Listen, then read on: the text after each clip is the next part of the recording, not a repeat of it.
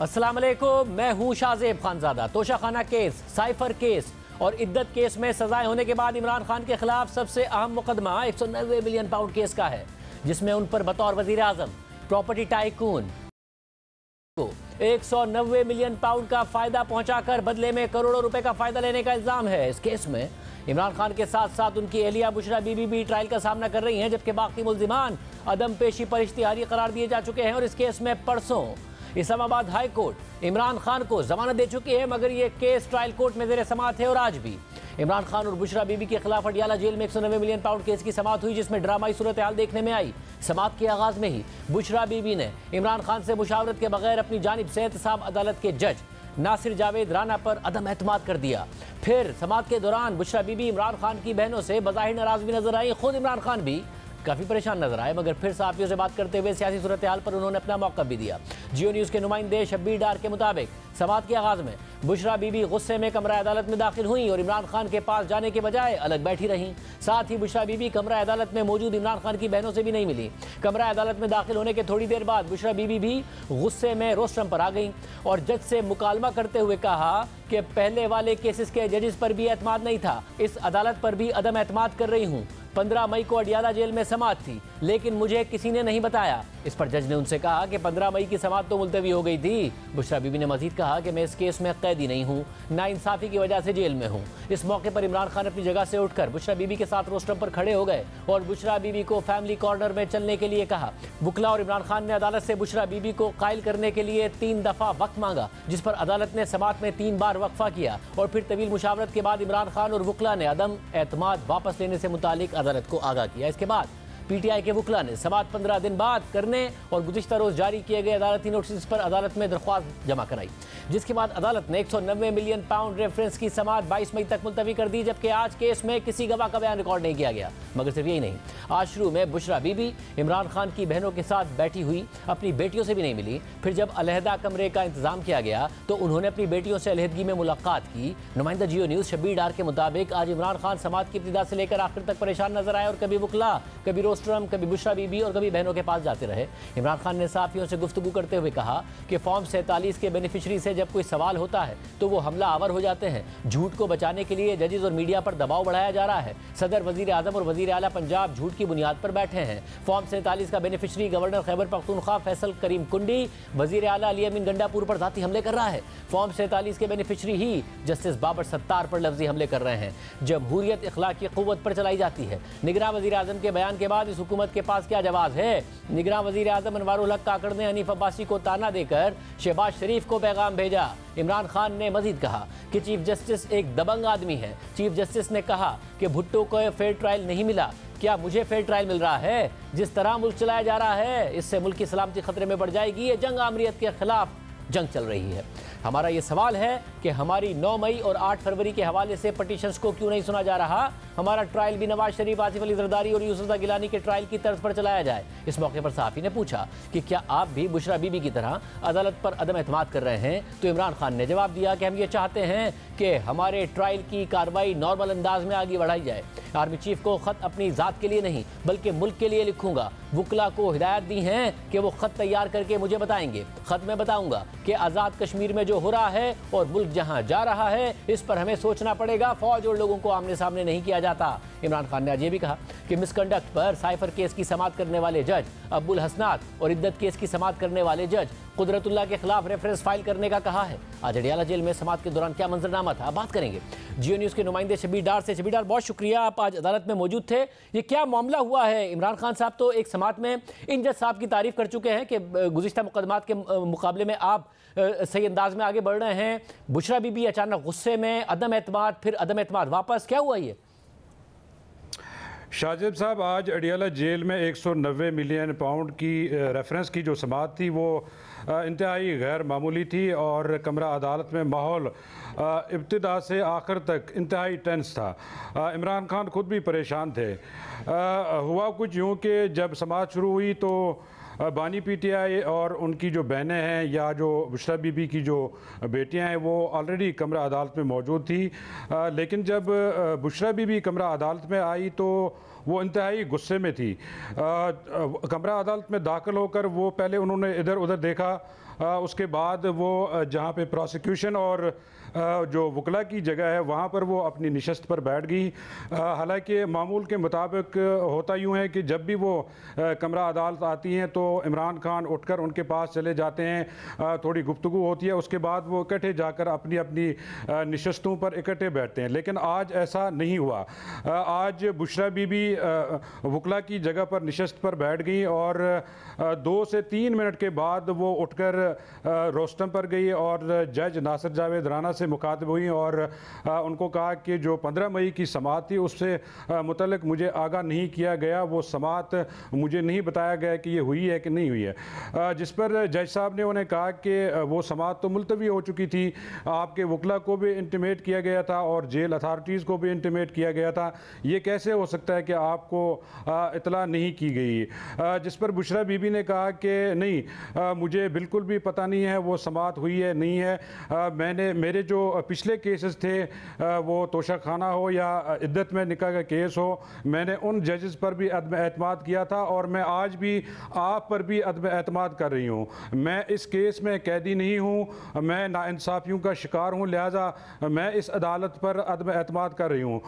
उसके बाद जो बानी पीटीआई है वो उस दौरान बुशरा बीबी के पास आए और उनके साथ खड़े हो गए, उनको शायद समझाने की वो कोशिश कर रहे थे, लेकिन बुशरा बीबी गुस्से की हालत में वापस रोस्टम से नीचे उतरी और आकर वहीं उसी जगह पर जहां पर वो बैठी थी अलग वहीं पे बैठ गई अलहदगी में। उसके बाद बानी पीटीआई ने उनको इशारा किया कि जो फैमिली कॉर्नर है कमरा अदालत में वहाँ पर जाके बैठ जाएं, लेकिन बुशरा बीबी ने उनकी बात नज़रअंदाज कर दी और उसके बाद जो इमरान खान है वो जाकर अपनी बहनों के पास थोड़ी देर बैठे। उसके बाद इमरान खान मजबूरन उठकर बुशरा बीबी के पास आए और उनके पास बैठे और वो आपस में सरगोशियाँ करते रहे। उसके बाद जो उनके वकला है उन्होंने अदालत को बताया कि हमें थोड़ा सा टाइम दे दें, हम अपने क्लाइंट को कायल कर लेंगे। उसके बाद अदालत ने समाअत में वक्फा किया और तकरीबन 1 घंटे का वक्फा किया गया। इस दौरान जो नैब के प्रोसिक्यूटर हैं अमजद परवेज़, उन्होंने अदालत को बताया कि पहले तो इस अदालत पे अदम एतमाद की कोई दरख्वास्त ना आई और बल्कि इस अदालत पे एतमाद का इज़हार किया गया है, तो जो रीज़न्स बताई जा रही है अदम एतमाद की वो भी कोई माकूल नहीं है। उसके बाद 1 घंटे का वक्फा हुआ। 1 घंटे के वक्फे के बाद जब दोबारा समाअत शुरू हुई तो इमरान खान खुद जज साहब के पास गए और उनसे वो मुकालमा करते रहे कि हमें थोड़ा सा और वक्त दे दें, हम वकला से मुशावरत करेंगे और बुशरा बीबी को कायल कर लेंगे। उसके बाद अदालत ने दोबारा वक्फा किया, तकरीबन वो भी 1 घंटे का वक्फा किया गया। उस दौरान इमरान खान परेशानी के आलम में कभी अपनी बहनों के पास, कभी बुशरा बीबी के पास, कभी वकला से मुशावरत करते रहे, लेकिन बुशरा बीबी नहीं मान रही थी। इस दौरान जो बुशरा बीबी की बेटियां हैं वो भी कमरा अदालत में मुलाकात के लिए आए थे बुशरा बीबी से। उन्होंने मुलाकात की ख्वाहिश का इजहार किया, जिस पर बुशरा बीबी ने जेल इंतज़ामिया को कहा कि मैं वहाँ पे नहीं जाऊँगी, हमारी मुलाकात के लिए अलहदा कमरे का इंतज़ाम किया जाए। उसके बाद जेल हुकाम ने अलहदा उनको कमरा दिया और बुशरा बीबी की बेटियाँ उठकर वहाँ पर चली गई दूसरे कमरे में और बुशरा बीबी की भी गई। मुलाकात के बाद जब वो वापस आई तो वो दोबारा अलहदगी में ही बैठी रही और मुसलसल वो वकला से बातें करते रहे और वकला भी मुसलसल उनके साथ मशावरत करते रहे, लेकिन वकला भी परेशान थे बुशरा बीबी के रवैये से, इमरान खान भी परेशान थे।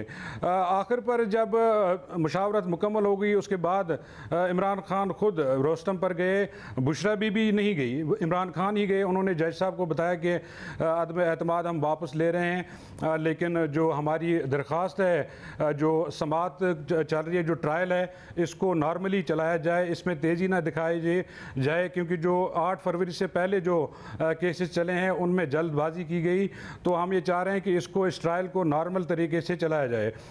उसके बाद वो रोस्टम से नीचे उतरे और बुशरा बीबी के पास आए। इसी दौरान जो इमरान खान है वो सहाफ़ियों की तरफ आए और सहाफ़ियों से गुफ्तगू में उन्होंने मुख्तलिफ बातें की और मैंने उनसे सवाल किया कि खान साहब, बुशरा बीबी ने तो अदम एतमाद किया था, क्या आप भी अदम एतमाद कर रहे हैं? क्योंकि गुज़श्ता समात पे तो आपने इस अदालत पर एतमाद का इजहार किया और आपने जज साहब से कहा था कि जिस तरह पहले केसेस चलाए गए हैं तेज़ी से, हम ये देख रहे हैं कि आप नॉर्मली इस ट्रायल को चलाएं, और आपने एतमाद का इजहार किया था। उस पर उन्होंने कहा कि नहीं, मैं अदम एतमाद का इजहार नहीं कर रहा, अलबत्ता मेरी अदालत से ये दरख्वास्त थी कि इस केस को, इस ट्रायल को नॉर्मली चलाया जाए, तेज़ी ना दिखाई जाए।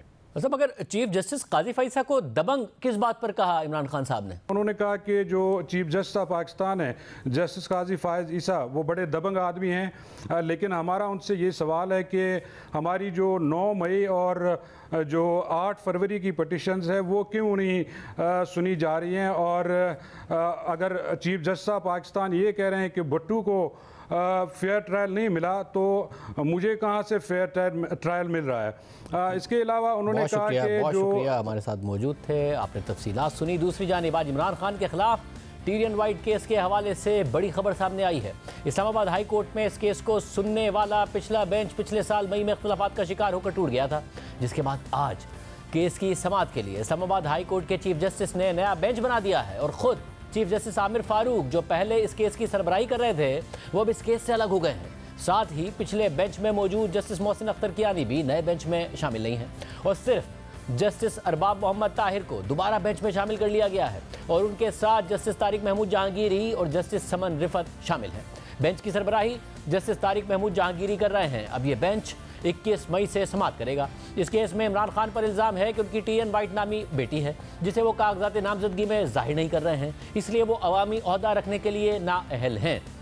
गुज़िश्ता साल मई में इस केस के हवाले से तनाज़ा सामने आया था और बेंच इख्तिलाफात का शिकार हो गया था और इस तनाज़े का जिक्र इस्लामाबाद हाई कोर्ट के 6 जजेस ने सुप्रीम जुडिशल काउंसिल को लिखे गए खत में भी किया था। यह तनाज़ा ये है कि चीफ जस्टिस आमिर फारूक की सरबराही में इस्लामाबाद हाई कोर्ट के 3 रुकनी बेंच ने 30 मार्च 2023 को टीरियन वाइट के केस में दरख्वास्त के काबिल समाअत होने के मामले पर फैसला महफूज कर लिया था, मगर फिर 10 मई 2023 की शाम को पहले ये खबर सामने आई कि इस्लामाबाद हाई कोर्ट ने टीरियन वाइट केस में इमरान खान की नाअहली की दरख्वास्त मुस्तरद कर दी है और अपने 31 सफ़हात के तफसीली फैसले में ये केस नाकाबिल समाअत करार दे दिया है। मगर कुछ ही देर बाद ये फैसला खुद मुतनाज़ हो गया, क्योंकि ये फैसला 3 रुकनी बेंच के 2 जजेस यानी जस्टिस मोहसिन अख्तर कियानी और जस्टिस अरबाब मोहम्मद ताहिर ने जारी किया था और इसमें बेंच के सरबराह चीफ जस्टिस आमिर फारूक का फैसला शामिल नहीं था।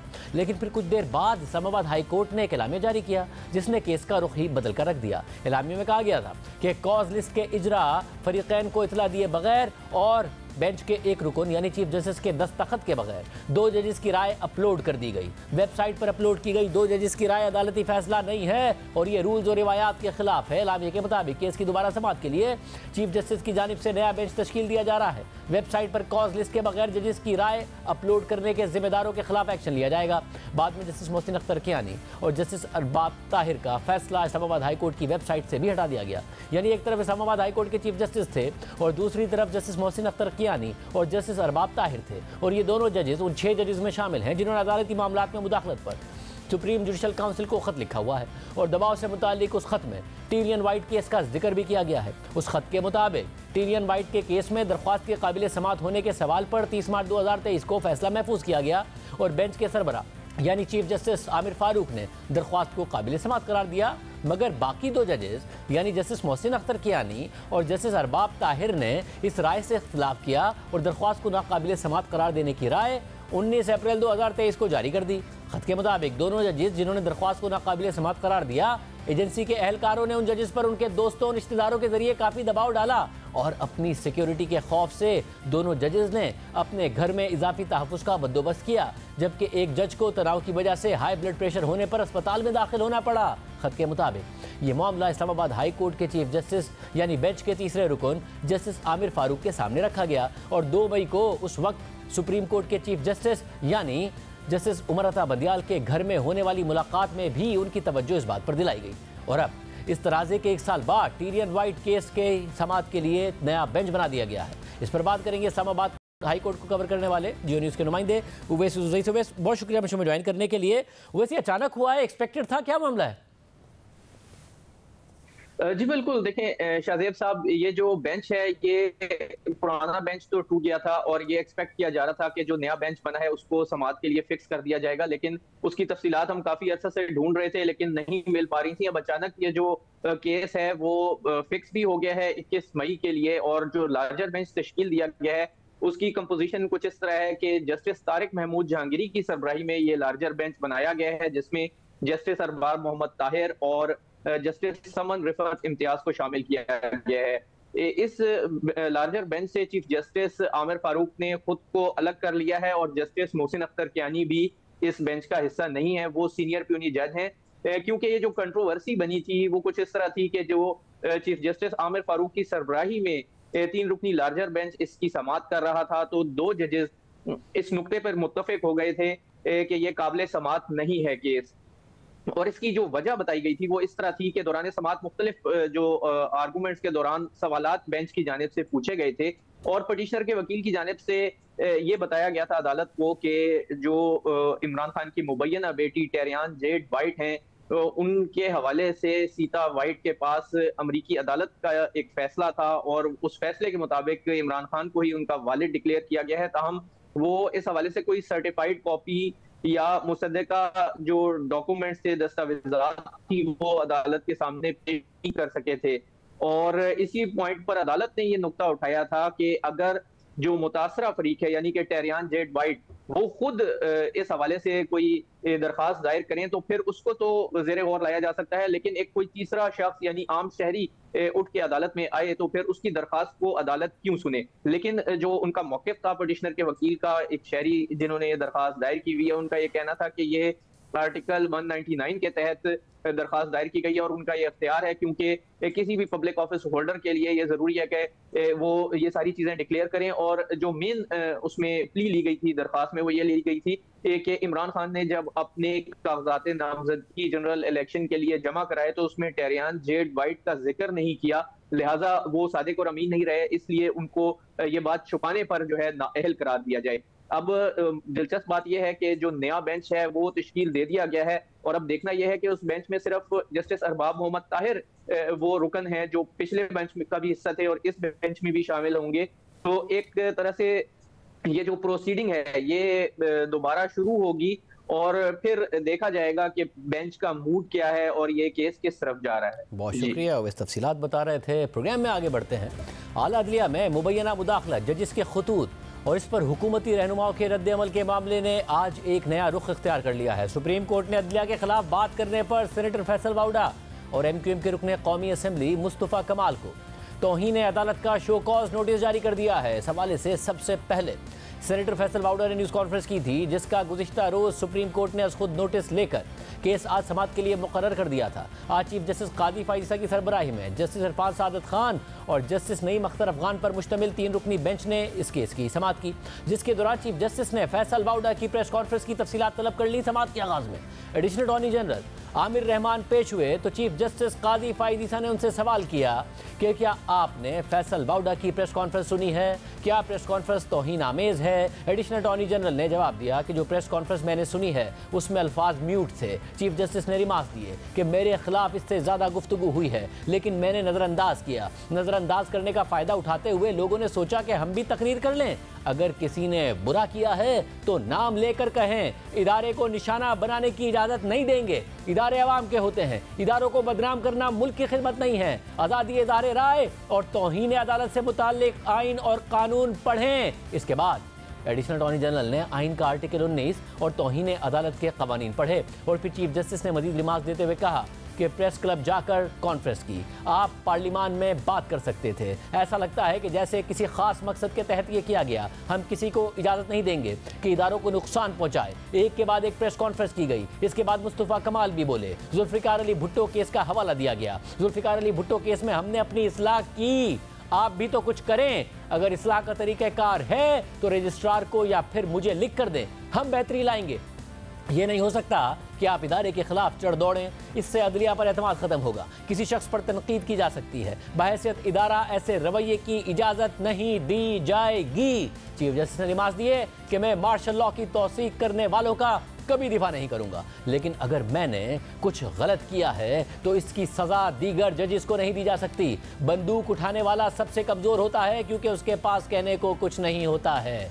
दूसरे दर्जे का कमजोर गाली देने वाला होता है। एक कमिश्नर ने मुझ पर इल्जाम लगाया, सारे मीडिया ने उसे चलाया। महज़िब मुआशरों में कोई ऐसी बात नहीं करता, इसलिए वहां तौहीन अदालत के नोटिस नहीं होते हैं। तामीरी तनकीद जरूर करें, चीखो पुकार और ड्रामे करने की क्या जरूरत है। फैसल वाउडा के बाद मुस्तफा कमाल भी सामने आ गए। चीफ जस्टिस ने सवाल किया कि क्या मुस्तफा कमाल रुकने पार्लियामेंट हैं। एडिशनल अटॉर्नी जनरल ने कहा कि जी वो रुकने पार्लियामेंट हैं। इस पर चीफ जस्टिस ने रिमार्क्स दिए कि दोनों ही अफराद पार्लियामेंट के अरकान हैं। ऐवान में बोलते ऐसी गुफ्तगू करने के लिए प्रेस क्लब का ही इंतखाब क्यों किया। पार्लियामान में भी जजेस के कंडक्ट पर बात नहीं की जा सकती। मैंने आइन के तहत हल्फ उठाया है। मेरे मुंह से कभी आपने पार्लियामेंट के खिलाफ कोई बुरी बात सुनी है? पार्लियामेंट बालादस्त है। अगर किसी को कोई उज़्र है तो वो दरख्वास्त दायर करे, हम पर नाम लेकर तनकीद करें। सारी गलतियां मुझ पर ना डालें। क्या सेनेटर फैसल वाउडा और मुस्तफा कमाल के खिलाफ तौहीन अदालत की कार्रवाई होनी चाहिए? हम नोटिस जारी कर रहे हैं। इसके बाद अदालत ने सेनेटर फैसल वाउडा और मुस्तफा कमाल को तौहीन अदालत के शो कॉज नोटिस जारी करते हुए पैमरा से फैसल वाउडा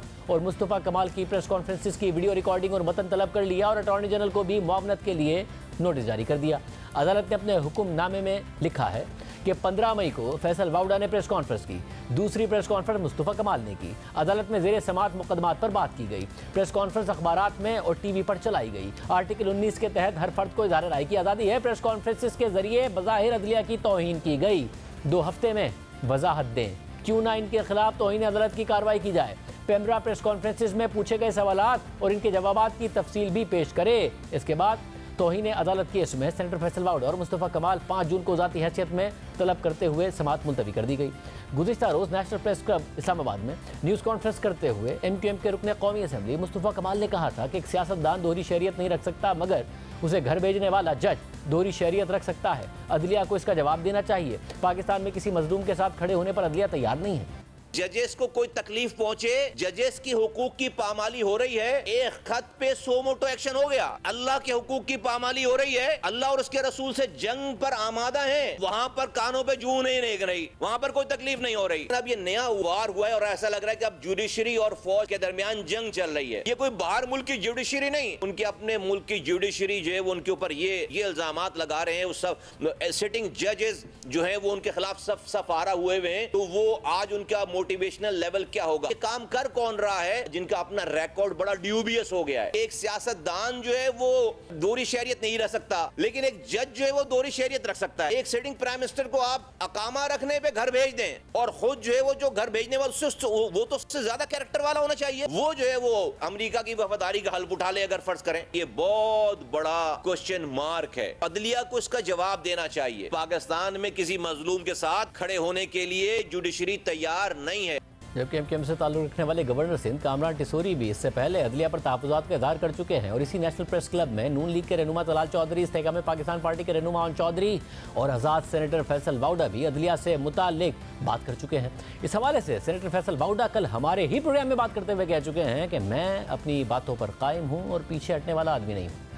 साहब एक के बाद एक प्रेस कॉन्फ्रेंस कर रहे थे, आप पगड़ियां उछालने की बात कर रहे थे। आप आज खुद कहा जैसे अतर मिनल्ला ने कि अपनी प्रॉक्सीज के जरिए हमें धमका रहे हैं। ऐसा कहने वाले दर हकीकत खुद को एक्सपोज कर रहे हैं। हमें कहा जा रहा है कि पगड़ियों को फुटबॉल बनाएंगे। अदालत ने सुमोटो ले लिया, अब आप तैयार हैं अदालत का सामना करने के लिए? मैंने जो कहा प्रेस कॉन्फ्रेंस पे उसकी एक एक बात, एक एक चीज के ऊपर मैं वैसे ही खड़ा हूं। अभी एज ऑफ नाउ, आज के दिन भी मैंने ये कहा कि मेरी पगड़ी को उछालेगा हमारी तो हम उसका फुटबॉल बना देंगे। मैं चाहता हूं कि जस्टिस अतर मिनल्ला साहब खुल के एक दफा जुर्रत के साथ बोलें कि फैसल वाउडा किसी की प्रॉक्सी है। हम आपको वहां से शवाहिद के ऊपर शुरू हो जाएंगे। लेकिन अगर आप मेरी इंटेग्रिटी क्वेश्चन करेंगे, आप मेरी गैरत और सेल्फ रिस्पेक्ट पे धब्बा लगाएंगे अगर प्रॉक्सी कहकर, तो मैं सर बैकआउट होने वाला आदमी नहीं हूं सर। फैसल वाउडा के अलावा तौहीन अदालत का दूसरा नोटिस मुस्तफा कमाल को जारी हुआ है, जो इस वक्त हमारे साथ मौजूद हैं। ब्रेक के बाद उनसे इंटरव्यू करेंगे। और मुस्तफा कमाल साहब को और इसके अलावा फैसल वाउडा साहब को नोटिस जारी हुए हैं। मुस्तफा कमाल साहब इस वक्त हमारे साथ मौजूद। मुस्तफा साहब बहुत शुक्रिया हमें शो में ज्वाइन करने के लिए। साहब नोटिस जारी हुए, चीफ जस्टिस ने सख्त रिमार्क्स दिए। उन्होंने कहा कि तामीरी तनकीद ज़रूर करें, चीखो पुकार और ड्रामे करने की क्या ज़रूरत है। पार्लियामेंटेरियन है, पार्लियामेंट में बात करें, प्रेस क्लब में जाके ये बातें करना। फैसल वाउडा के बाद मुस्तफा कमाल भी सामने आ गए। क्या मुस्तफा कमाल रुकने पार्लियामेंट है जब बताया गया तो नोटिस जारी हो गया आपको? हाँ तो आप जवाब देंगे, माफ़ी मांगेंगे, क्या करेंगे? नहीं, मेरा नहीं ख्याल है कोई ऐसी बात की है कि जिसके ऊपर जो मुझे नोटिस आना चाहिए। कोई मैंने गलत बात नहीं की है, और आप मेरी बात को दोबारा बार बार सुने तो मैंने कोई गलत बात नहीं, कोई जजेस के ऊपर कोई तनकीद या कोई उनके ऊपर कोई उनका नाम लेकर या उनके ऊपर सारी चीज़ें नहीं। ये तो जो चीज़ें सोशल मीडिया पे टीवी पे चल रही हैं उसी को मैंने प्रोड्यूस किया है और उसी के ऊपर मैंने सवाल किया है। डेफिनेटली जो एक हर पाकिस्तानी का हक है, मैंने कोई बात अंडर ट्रायल एक है जिसमें आपने कहा कि ख़त पर सुमोटो एक्शन हो गया, अल्लाह के हुकूक की पामाली, और फिर आपने वो सारी की सारी बात की। आपने बहुत सारी चीज़ों को एक साथ जोड़ा, 6 जजेस का ख़त, फिर उस पर सुमोटो, फिर वो सूदी निज़ाम, फिर पाक फ़ौज की आपने बहुत सारी अजमत बताई सारी की सारी, और फिर back to back press conferences हैं, कामरान टिसोरी भी, ओन चौधरी भी, फैसल वाउडा भी। देखिए, मैं अपने कंडक्ट का जिम्मेदार हूँ। मैंने शुरुआत इस बात से की, मैंने भी आपको पता है, मैं ये जानना चाह रहा हूँ आपका कंडक्ट, आप ही का कंडक्ट है या सबका मिलके? देखिए मेरा कंडक्ट बिल्कुल मेरा कंडक्ट, मैं अपनी बात का जवाब दूँ। और मैंने जो किया, मैंने शुरुआत की है, आपको पता है, आप सब लोगों के पास क्लिप्स सारी चीज़ें। मैंने आज से तकरीबन मैंने पहली स्पीच की है पार्लियामेंट में, वो इस मुल्क में सूदी निज़ाम के ख़िलाफ़ की है। मैंने क़ायद आज़म को कोट किया है, मैंने जुल्फ़िकार भुट्टो के 38F को कोट किया है, मैंने सूरह बकरा की आयत कोट की है और मैंने हदीस कोट की है। मैंने देखा आपने अप्रैल में भी किया है, मई में भी की है, मई में भी किया। तो मैंने अच्छा फिर क्यों मैं उसकी जुडिशरी की बात कर रहा हूँ। 2022 में एक फ़ैसला आया बहुत ही कॉम्प्रहेंसिव, और उसके बाद ये कहा गया कि 5 सालों में सूदी निज़ाम ख़त्म होगा। ठीक है, सूदी निज़ाम, देखिए हम जब कहते हैं कि जब मेरा फाइनेंस मिनिस्टर कहता है और वज़ीर आज़म कहता है कि जी हम खुशहाल हो जाएंगे इस सूदी निज़ाम पे, अल्लाह अपनी किताब में कह रहा है कि जी मैं सूद को मिटा कर रहूँगा और अल्लाह उसके रसूल से जंग है। तो नौजुबिल्ला हम ये कह रहे हैं कि पाकिस्तान में अल्लाह और उसके रसूल से हम जंग जीत जाएंगे? नहीं, हमारी खुशहाली अल्लाह की ताकत की ज़िद है।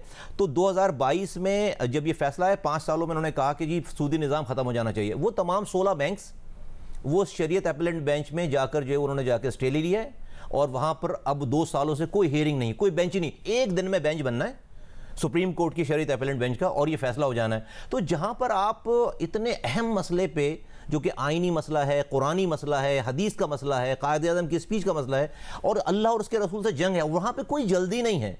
तो मैं समझता हूँ कि मेरा ये हक बनता है कि मैं पूछूं और ये बात करूँ कि भाई और तमाम मसाइल। एक ऐसा मसला जिस पर जजेस के हवाले से ज़ाहिर बहुत ज़्यादा तनकीद हो रही है, उन पर प्रेशर डाला है, उन्होंने 6 जजेस ने ख़त लिखा, फिर बहुत सारी प्रेस कॉन्फ्रेंस होती हैं। आप ज़ाहिर इसमें सूद की बात लेके आप पहले कर चुके हैं, आप दुरुस्त कह रहे हैं, हमने देखा आपकी अप्रैल में तकारीर है, मई में भी तकारीर है, मगर इस मामले में आप लाते हैं खुदा के रसूल को, खुदा की बात करते हैं। इस मामले से ताल्लुक़ क्या है? क्योंकि आप इस वक्त हुकूमत का हिस्सा हैं और जिस आप फैसले की बात कर रहे हैं कि उस पर हुआ ये कि पहले स्टेट बैंक और नेशनल बैंक ने भी उस पर अपील की थी, बाद में विड्रॉ की, और इसहाक डार साहब ने कहा हम 2027 तक खत्म कर देंगे। डार साहब की हुकूमत का आप इस वक्त हिस्सा है, तो हुकूमत को प्रेशराइज करें, कर दें खत्म। अदालत ने कहा मैंने जो वो आपका क्या ख्याल है, हुकूमत के सामने, वक्त के वजीर ख़जाना के सामने पार्लियामेंट में खड़े होकर बात नहीं की, उनको बस नहीं चला था मुझे गोली मार दें। वो उसी दिन वो IMF से जो है वो आए थे सारी डील शील कर तालियां बजवाने के लिए। मेरा तो उनसे कभी वास्ता नहीं, मैं उनको बहुत सोबर और बहुत ही जो है वो अभी भी समझता हूं, लेकिन मैं जब उनके पास गया हूं तो उनको बस नहीं चल रहा था, कभी इधर मुंह फेर रहे हैं, कभी उधर मुंह फेर रहे हैं। मैंने उनको बताया भाई मैं को रोड पे चलता हुआ आदमी नहीं हूं,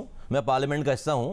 तो औरंगजेब साहब की जो तो पोजीशन ऐसी थी कि उनको बस नहीं चल रहा था, मुझे इस स्पीच के बाद मुझे वो गोली मार दें। ठीक है, तो भाई ये सब लोग मेरे साथ कब्र में नहीं जाएंगे ना। तो मैंने इसलिए जब सारी बात चल रही है तो मैंने पहली बात ही ये की है, कि भाई ये और इसका इससे पहली बात तो ये होनी चाहिए ना, हम आपके साथ हुकूमत का हिस्सा नहीं बनेंगे, आप पहले इस निज़ाम को खत्म करें। नहीं, आपने तो जो मुआहदा भी हुकूमत से किया है वो बल्दियाती निज़ाम के हवाले से आईनी तरमीम का है, उसमें तो कहीं सूदी निज़ाम खत्म होने की बात नहीं। अब हम इतने मजबूत नहीं है ना शाहज़ेब साहब, आपको ये पता है हम इतने मजबूत नहीं हैं, और अभी हमारी ये पोजीशन नहीं, जितनी मेरी बसात है, रब को पता है कि मेरी कितनी बसात है, कितनी मेरी ताकत है, और उस ताकत के मुताबिक मैं जो है वो ये सारी बातें जो है वो कर रहा हूँ, कह रहा हूँ और करता रहूँगा। लेकिन जो आप कह रहे हैं वो मेरी मजहब में ये भी है ना कि जो अच्छाई वो अपने आप से शुरू होती है। आप जजेस पर इतनी बड़ी जिम्मेदारी डाल रहे हैं, उन्होंने नोटिस लिया है कि 6 जजेस को धमकियां दी जा रही हैं, आपने कहा पहले इसका फैसला करो, मगर खुद आप नहीं तैयार। नहीं, ऐसा नहीं, मैं नहीं कि पहले, मैं कह रहा हूं कि प्रायोरिटी तय करें ना। 2 साल बहुत होते हैं ना, जब आप जो है वो जब इसी जुडिशरी को हमने देखा कि मुल्क में एक क्राइसिस आया, रात के 12 बजे अदालतें खुल गई, तो क्या इस सारी बातों को एक लम्हे के लिए सोचें कि हम जिस रब को राज़ी करने के लिए मक्के मदीने जाकर बैठते हैं लाखों रुपए का पैकेज लेकर, सैलाब आए अल्लाह को याद करते हैं, ज़लज़ला आए अल्लाह को याद करते हैं। और मैंने तो पार्लियामेंट में खड़े होकर कहा कि भाई आप कुरान शरीफ की तलावत से शुरू करते हैं, उसके बाद नात पढ़ते हैं, और फिर हम जो है वो क्या ये सारे काम कर रहे हैं। तो ये बड़ी मैंने तो ये तक कही ये बात कि भाई आप जो है वो किसी मुफ्ती को लाएँ और कहें कि भाई ये सब कुछ जो लिखा हुआ है ना कुरान में ये सब गलत है, तो कम से कम हम जो है वो मुशरिक से, हम मुनाफिक से कम मुजरिम बन जाएंगे। अब इस कॉम्प्लेक्स मसले में आप इसको लेकर आए, आपने क्योंकि सऊदी अरब का जिक्र कर दिया, वहाँ का जिक्र कर दिया, उनके भी $4 अरब हमारे पास पड़े हैं जिस पर उन्हें भी हम सूद दे रहे हैं। IMF के प्रोग्राम में हम जा रहे हैं, नहीं जाएंगे डिफॉल्ट कर जाएंगे, लोग सड़कों पर आ जाएंगे, महंगाई में पिस जाएंगे। आप कह रहे हैं IMF के प्रोग्राम में भी मत जाओ, वो भी सूदी है, तो क्या करें? मैं ये नहीं कह रहा हूं, कॉम्प्लेक्स मसला है ना। नहीं आप अदालतों पे सारा डाल रहे हैं। नहीं इस वाले मसले को लेकर नहीं, बड़ी इंपॉर्टेंट बात कर रहे हैं आप शाहज़ेब भाई।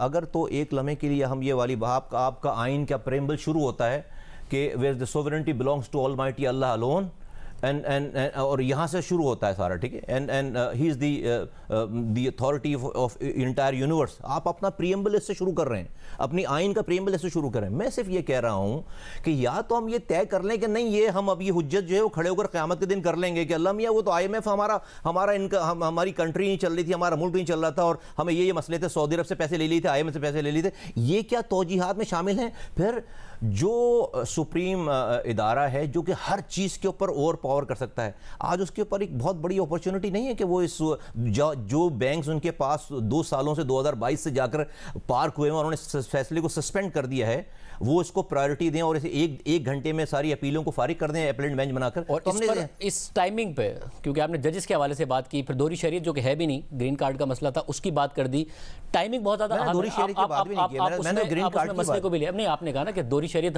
पार्लियामेंटरियन की नहीं हो सकती, जजेस की हो सकती है। अब आप खुद पार्लियामेंटरियन, मैं बता रहा हूं, आपकी पार्टी ने कौन सी ऐसी चीज मूव की है पार्लियामेंट के अंदर कि जी हम दोहरी शरीयत की पाबंदी लगा रहे हैं, आप कर दें जजेस के ऊपर। देखिए, मैं जिस तरह आप टीवी प्रोग्राम देखें, आपके या तो टीवी प्रोग्राम देखना हम छोड़ दें, या टीवी देखना छोड़ दें, या सोशल मीडिया छोड़ दें। हमने टीवी देखा, टीवी देखते हैं, मीडिया देखते हैं, उस पर क्या चल रहा है कि किसी साहब ने इस्लामाबाद हाई कोर्ट को ख़त लिखा और कहा कि भाई आप जजेस की अपॉइंटमेंट के बारे में और दोहरी शरीयत के बारे में ज़रा आप वजाहत दीजिए। तो वहाँ से वजाहत आई कि, और ये चल रहा है सारे, मैं नहीं कह रहा, ये तो टीवी पे सोशल मीडिया पे चल रहा है ना, वहाँ से वजाहत आई कि जजेस को आर नॉट, वो पाबंद नहीं है कि उनकी जो है वो दोहरी शरीयत हो तो वो एलिजिबल नहीं हो सकते। अब ये वाली बात आ गई कि भाई वो उनके ऊपर कोई कदगन नहीं है।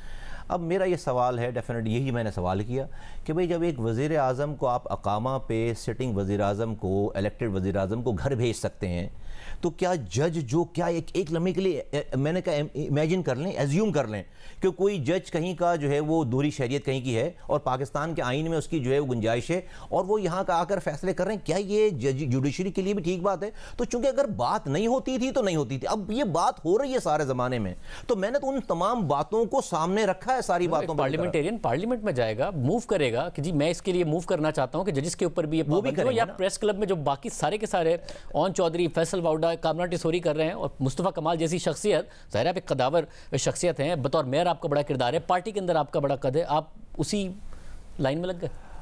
शाहज़ेब भाई, एक तो जिन लोगों के आप नाम ले रहे हैं मैं उनका ज़िम्मेदार नहीं हूं, मैं अपने कंडक्ट का ज़िम्मेदार हूं, मेरा कंडक्ट किसी से कोई कनेक्टेड नहीं है, ठीक है? ये एक चीज़ चल रही है, मैं तो आपको अपनी बात का जवाब दे सकता हूं, ठीक है? किसी ने भी सूद की बात नहीं की है। बात आपने अपनी ही थी, प्रेस कॉन्फ्रेंस से किसी के कहने पर हुई?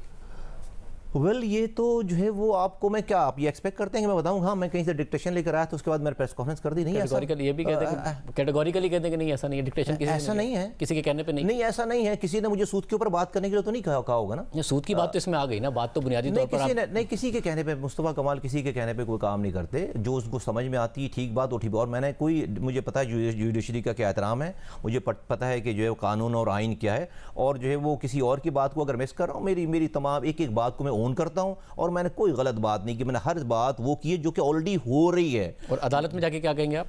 यही कहेंगे कि नहीं उन्होंने भाई गुस्ताखी नहीं की, नहीं मैंने को बुक पूछे, मैं उनसे एक अंडर ट्रायल केस है, एक केस है जिसका टेकअप किया हुआ अदालत ने और आपने तनकीद की कि इसका आपने नोटिस ले लिया, बाकी चीज़ों का आप नोटिस नहीं लेते, तो अदालत ने इसी वजह से आपको नोटिस जारी किया कि आपने जो 6 जजेस का लेटर था उस पर जो अदालत ने नोटिस लिया है। आपका जुमला है ना कि जजेस को कोई तकलीफ पहुंचे, जजेस के हुकूक की पामाली हो रही है, एक खत पर सुमोटो एक्शन हो गया। हाँ, तो मैंने रेफरेंस दिया ना कि एक खत पे सुमोटो एक्शन हुआ, तो भाई 2 साल से शरई अदालती कोर्ट का डिसीजन आपके अपीलेट बेंच में पड़ा हुआ है, उसके ऊपर कब आप जो है वो 6 जजेस के हुकूक ज़्यादा हैं या अल्लाह और उसके रसूल के हुकूक ज़्यादा हैं?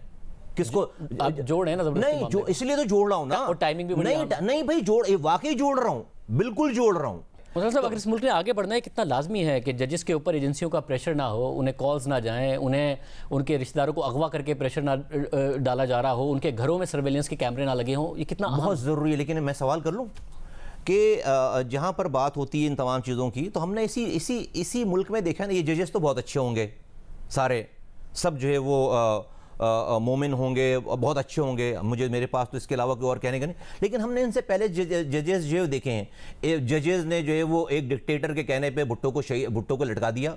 जजेस ने डिक्टेटर्स के व्हाट्सएप मैसेज पे नवाज शरीफ को elected third time prime minister को फारिग कर दिया। जजेस ने जो है वो एक मैसेज के ऊपर जो है वो ये आपका पिंडी वाले क्या नाम है इनका, मैं नाम भूल रहा हूँ, एक दिन पहले उनको शेख रशीद के अगेंस्ट जो खड़े होते हैं हनीफ अब्बासी, एक दिन पहले इलेक्शन से एक दिन पहले उसको 7 साल की सजा दे दी भाई, एक दिन पहले। इन्हीं जजेस के सामने हमने देखा कि भाई राना सनाउल्लाह को की पेशियां हो रही हैं क्या भाई, उनकी गाड़ी में जो है वो हेरोइन डाल दी। आज सारे लोग वो फारिग हुए नहीं हुए? तो भाई जनरल बाजवा साहब जो है वो इस्तेमाल करते थे चीफ जस्टिस को, नहीं करते थे? ये सब चीजें वाज़ेह हो गई। क्या ज़िया-उल-हक साहब ने जो उस वक्त के चीफ जस्टिस को तो भाई ये भी एक माजी की हिस्ट्री, ये तमाम चीजें हैं। बिल्कुल ठीक तो है, इस पाकिस्तान के माशरे, ये जिन भी जजेस का आपने जिक्र किया, इसमें से एक भी चीज फैक्चुअली गलत नहीं है ना? जी सही है, बिल्कुल आपने सारा ठीक है आपने, मगर उसमें कहीं पे भी आपने जनरल बाजवा के, इन जर्नलों के, फिर जिसने राना सनाउल्लाह की जो ANF के माशाल्लाह मेजर जनरल साहब थे, जिन्होंने बड़ी ओनरशिप ली थी कि हाँ जी हमने, हमारे पास सबूत हैं, उन पर नहीं तनकीद किया। जैसे फौज की बात है, जो शोहदा हैं जो सड़क पर लड़ रहे हैं, जो जजेस जवाब सुन लीजिए ना। मैं बहुत कमजोर हूं, मेरा कराची का डोमिसाइल, लापता हो जाऊंगा मैं, पता है आपको? मेरे लोग लापता, 800-700 लोगों को लापता बाजियाब हुए हैं, ठीक है? मैं जज नहीं हूं, मेरे पास पंजाब का डोमिसाइल नहीं है, तो मैं, जिनके पास पावर है ना वो करे ना भाई। जब आप एक गरीब आदमी को, हम जैसे भाई, मेरा ये कसूर है कि मेरे पास ट्रोल करने वाली टीम नहीं है। सुने आपके जवाब पे सवाल नहीं उठा रहा। नहीं, सुने, मुझे कंप्लीट, ये बहुत इंपॉर्टेंट बात है, बहुत इंपॉर्टेंट। केस में भी आपने कमजोर पर ही सवाल उठाया क्योंकि वो ताकतवर एजेंसियों पर ये जजेस सवाल उठा रहे हैं। मैं इसको कंप्लीट कर लूं। मेरे पास ट्रोल करने वाली टीम नहीं है, बहुत आसान है। रोजाना जो ट्रोल करने वाले आपको जो बड़े बड़े अलकाबात से नवाज रहे हैं, उसके ऊपर आपको नोटिस नहीं है। मेरे पास जो है वो मदरसे से जो 2 लाख जो है तलबा को ले जाकर सुप्रीम कोर्ट को घेरने के लोग नहीं है, इसलिए आप तो ठीक है भाई, दुनिया, हम अपना काम करके आराम से बिल्कुल सुकून से ज़मीर के साथ मरना चाहते हैं। आपने जो सवाल किया ना, बड़ी ज़बरदस्त बात की आपने, कहा आपने जजेस के ऊपर बात कर रहे हैं आप। भाई मैं नहीं कर सकता, मैं कमज़ोर आदमी हूँ, मैं बहुत कमज़ोर हूँ, लेकिन जजेस तो कमज़ोर नहीं है ना। सुने, चीफ जस्टिस तो कमज़ोर नहीं था ना, बाजवा साहब के ज़माने का चीफ जस्टिस कमज़ोर तो नहीं था, ज़िया-उल-हक साहब के ज़माने का चीफ जस्टिस कमज़ोर, वो मेरे मुस्तफ़ा कमाल की तरह आम आदमी तो नहीं था। ये वाली बात आप ठीक है कि जो उस ज़माने के जजेस थे वो स्ट्रॉन्ग थे, मगर इस वक्त जब 6 जजेस ने शिकायत की एजेंसियों के खिलाफ, तो इस वक्त जजेस कमजोर हैं या एजेंसियां? आप एजेंसियों के साथ खड़े हो रही हैं, जजेस के साथ? मैं जजेस के साथ खड़ा हूं। नहीं, आप कमजोर के साथ तो नहीं, मैं जजेस के साथ तनकीद कर रहे हैं कि इनके ऊपर सुमो क्यों लिया? नहीं, आप मेरी बात सुने, मैं जजेस के साथ खड़ा हूं, लेकिन मैं पाकिस्तान के सालिमत के इदारों के साथ भी हूं। मैंने अरब स्प्रिंग का हवाला दिया है, मैंने अरब स्प्रिंग हुआ, लीबिया, शाम, इराक तबाह बर्बाद हो, क्या किया है? फौज डिसमेंटल कर दी, जैसी भी है, बुरी है, खराब है, इन्वॉल्व करती है हमारे अपने। भाई आपके यहाँ रंग पे, रसल पे, जुबान पे, मसलक पे, मजहब पे लोग बटे पड़े में, अगर इस फौज को भी आप डिसमेंटल कर देंगे रोजाना टीवी पे बात कर करके, फिर इस मुल्क का अल्लाह हाफिज हर गली में लड़ाई हो रही होगी। मैंने की ये वाली बात। अगर आप सलामती के लिए, इस मुल्क की सलामती के लिए एक मजबूत फौज, जी, मजबूत अदलिया, जी, मजबूत पार्लियामेंट, जी, मजबूत हुकूमत, मजबूत इदारे, सब लाजमी है जी, सब लाजमी। और आवाम, एक आम आदमी अदलिया के आगोश में जाकर महफूज फील करे ना। हमारे मुल्क का क्या जो जुडिशरी का निज़ाम है, किसी एक मजलूम को, गरीब को, जिसके ऊपर जुल्म हो रहा हो, इस किसी से भी, फ़र्ज़ करें इदारों से जुल्म हो रहा है, फ़र्ज़ करें जो है वो हुकूमत से जुल्म हो रहा है, क्या मैं ये एक आम आदमी के दिमाग में ये वाली बात है कि वो जुडिशरी के पास जाएगा और उसको इंसाफ मिल जाएगा? नहीं है, वहाँ जाकर और ज़्यादा जुल्म होता है। और आखिरी सवाल, आप क्योंकि हिस्सा है, मैं आपकी स्पीच सुन रहा था तो उसमें आपने इस बात पर भी शिकायत की है कराची में क्या क्या हो रहा है, दुनिया चांद पर जा रही है, यहाँ गटर में लोग गिरकर मर रहे हैं। आप अब हैं, आपने जरदारी साहब से भी अपील, कुछ हो रहा है आपके इस अलायंस के नतीजे में? कुछ हो रहा है? हम कोशिश, मैं आवाज़ उठा रहा हूँ आपको, अगर आप देख रहे हैं कि मैं अगर पब्लिकली आवाज़ उठा रहा हूँ तो कमरे में मैं क्या बोल रहा हूँ? कमरे में बोल रहे हैं, बैठकर बोल रहे हैं। इत्मीनान नहीं है आपका कराची के मामला? डेफिनेटली, हम तो action speaks louder than word वाली बात है ना। अगर एक्शन होते हुए नजर आएंगे, मैं खड़े को तारीफ करूंगा, लेकिन अभी तक तो एक्शन, लेकिन कोई भी मेरी बात को रद्द नहीं कर रहा। कोई भी नहीं कह रहा कि गलत बात कर रहे हैं। मैं तो बहुत आराम से, तहम्मुल से, बड़ी बड़ी गिरियावजारी करके जो है वो रिक्वेस्ट कर रहा हूं कि खुदारा हम आपसे कुछ भी नहीं मांग रहे, लेकिन लोगों जो आपकी जिम्मेदारी, आपकी हुकूमत भी नहीं ले रहे, लेकिन खुदारा जो आपकी रिस्पॉन्सिबिलिटीज वो तो पूरी करें, यही कह रहे हैं। बहुत शुक्रिया मुस्तफा कमाल साहब की गुफ्तगू आपने सुनी। प्राइम ब्रेक शामिल करते हैं और आम खबर आपके सामने रखेंगे। 24वें IMF प्रोग्राम के लिए मुज़ाकरात जारी हैं। IMF मुख्तलिफ वजारतों, शोबों, महकमों और इदारों से गुज़िश्ता 5 दिनों से मुज़ाकरात कर रहा है। मुआशी कमज़ोरियों और कारकर्दगी पर तनकीद और मज़ीद इस्लाहात का मशवरा दे रहा है। तो वहीं मईशत के हवाले से अहम अदाद-ओ-शुमार आने का सिलसिला जारी है। आज स्टेट बैंक के जारी करदा अदाद-ओ-शुमार के मुताबिक पाकिस्तान ने मार्च में $434 मिलियन का करंट अकाउंट सरप्लस देने के बाद अप्रैल में पाकिस्तान ने $491 मिलियन का करंट अकाउंट सरप्लस दिखाया है, जो तवक्कात से ज़्यादा है, क्योंकि स्टेट बैंक के जारी करदा अदाद-ओ-शुमार के मुताबिक अप्रैल में तिजारती खसारा तवक्कात से कम रहा है। और इस तरह सिर्फ गुज़िश्ता 2 माह में पाकिस्तान ने $925 मिलियन का मजमूई करंट अकाउंट सरप्लस दिया है। और इस माली साल के 10 माह में पाकिस्तान का करंट अकाउंट खसारा तवक्कात से बहुत कम, यानी सिर्फ $202 मिलियन रह गया है, जिससे करेंसी मार्केट में इस्तेहकाम है। टारगेट से कम कर्जे मिलने के बावजूद ज़ेर मुबादला के ज़खायर भी मुस्तहकम हैं, क्योंकि स्टेट बैंक ने तकरीबन $5 अरब इंटरबैंक से खरीदे हैं। स्टॉक मार्केट और टी बिल्स में बैरूनी सरमायाकारी आ रही है और स्टॉक मार्केट का 100 इंडेक्स 75,000 की सतह उबूर कर गया है। स्टॉक मार्केट एक साल में 90% बढ़ चुकी है और तकरीबन $150 बिलियन की बैरूनी सरमायाकारी स्टॉक मार्केट में आई है। टी बिल्स में लोकल और बैरूनी सरमायाकारी देखी गई है। आने वाले दिनों में शरह सूद में कमी की तवक्कात की वजह से एक साल के टी बिल्स में सरमायाकारी में इजाफा हुआ है, जिसकी वजह से डिस्काउंट रेट 22% पर होने के बावजूद एक साल के टी बिल्स का रेट 14 माह में पहली बार 20% से नीचे आया। अप्रैल में $359 मिलियन की फॉरेन डायरेक्ट इन्वेस्टमेंट रिकॉर्ड की गई। टॉप लाइन सिक्योरिटीज के मुताबिक बैरूनी सरमायाकारी का ये 51 माह बाद सबसे बुलंद तरीन नंबर है, जबकि 5 हफ्तों से मुसलसल हफ्तावार महंगाई में कमी आ रही है और ज़रूरी अशिया की महंगाई गुज़िश्ता हफ्ते 1.39% कमी के बाद इस हफ्ते भी 1.06% कम आई है, जबकि इस महंगाई में गुज़िश्ता बरस के मुकाबले में 21.2% का इजाफा देखा गया है। और इस माह मई में कंज्यूमर प्राइस इंडेक्स के तहत महंगाई 13% पर आने की तवक्को है। और अगर करेंसी मार्केट में रुपए की कदर मुस्तहकम रही तो महंगाई आने वाले महीनों में सिंगल डिजिट में जाने की भी तवक्को है, जिससे शरह सूद में भी तेज़ी से कमी आएगी। मगर ये सारे इशारे मुआशी तरक्की की तरफ नहीं बल्कि मुआशी इस्तेहकाम की तरफ इशारा कर रहे हैं, क्योंकि डिमांड में बहुत कमी आई है, जिसके वाज़ेह इशारे मुख्तलिफ सेक्टर्स में पैदावार की कमी की सूरत में नजर आ रहे हैं। आज के प्रोग्राम में इतना ही, इजाज़त दीजिए, अल्लाह हाफ़िज़।